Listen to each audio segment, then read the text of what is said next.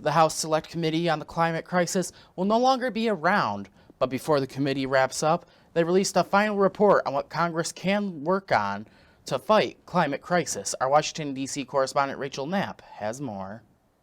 The House Select Committee on the Climate Crisis says the climate crisis is unmistakably here. We've already experienced raging wildfires, hazardous air quality, ocean acidification that's harming fisheries. They say climate disasters are putting America's security and stability at risk and threatening our economy, our way of life, and our communities. Climate disasters are inflicting billions in damages across the country. In a final report from the committee, they list their accomplishments which address climate change. We passed the bipartisan infrastructure law to make communities more resilient and electrify transportation.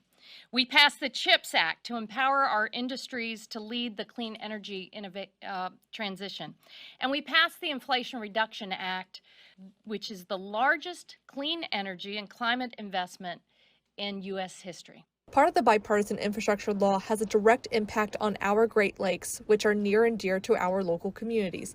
That legislation will help pay for harbor operations and maintenance needs.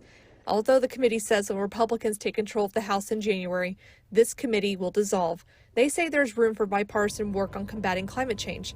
They see an opportunity for bipartisan climate change work in the upcoming Farm Bill.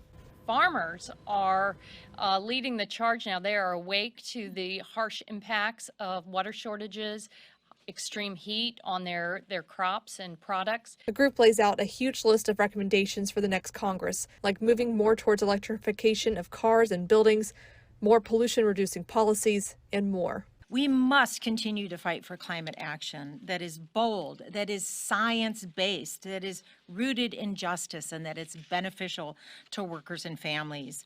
At the Capitol, Rachel Knapp reporting.